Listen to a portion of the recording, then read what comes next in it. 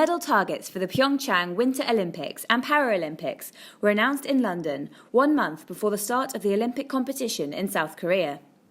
UK Sport announced it is targeting its best ever Winter Games, with a real confidence in the air at the medal target launch. The English Institute of Sport's National Director Nigel was in attendance and spoke about how the work the EIS has done over the past 4-year cycle has benefited a number of Great Britain's winter sports, especially short track speed skating and skeleton. Well, the EIS has contributed in a really extensive way over the full 4 years. We've had over 30 practitioners working embedded in those sports during that entire time. And if you break it down and you look at 2 sports in particular, skeleton and short track. Skeleton, we have a history of working with skeleton. They've got a tremendous record over a number of games.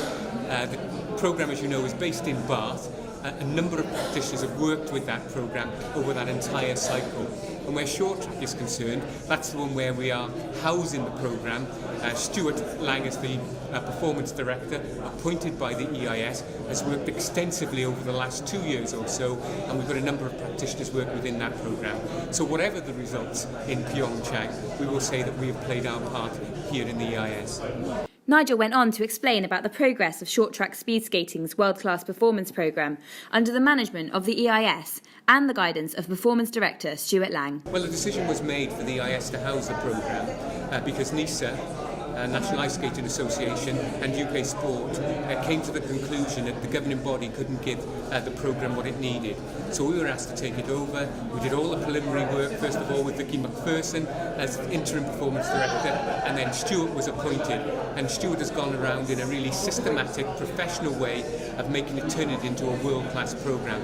You only have to look at the results in the last year or so to see that whatever Stewart is doing, and I could go into detail about what he's doing, is working, and that's what gives us confidence about short track's chances in Pyeongchang next month. Stewart explained further about the transition of the programme and how the management of the EIS and its practitioners has benefited the sport and put it in a strong position heading into Pyeongchang. Coming into the EIS, that's allowed me as a performance director to be able to focus on the real things that matter and know that I have a team of people within the EIS that support me. Short track speed skating has a really fantastic team of sports scientists and practitioners that work within the programme. We access our support through the English Institute of Sport, through nutritionists, through performance scientists, through performance analysis. And what I find is that our practitioners are really, really well supported with a technical network of experts. They are able to access, if there's a question they have and they're not quite sure what the answer is, they know that they can tap into a resource, go and find an extended network. So for me, the quality of the practitioners that the EIS employ, the dedication and commitment that the practitioners show, and that basically the system gets athlete and coach centred, wrapped around by a really great team of scientists and ologists, and that's how the EIS has helped short track.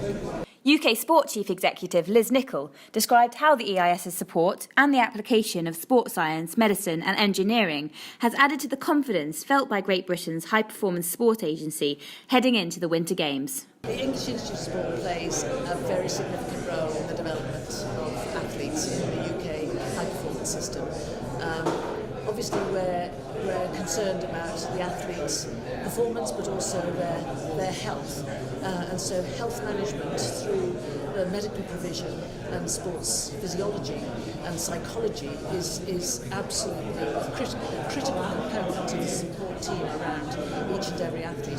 You add to that the research and innovation work that the EIS leads on, and these are the things that make a difference between the gold and the silver and the bronze and the fourth. All of these services are provided by the EIS in partnership with the sports, and without that support, our World Class programmes would not be succeeding to the extent that they are now.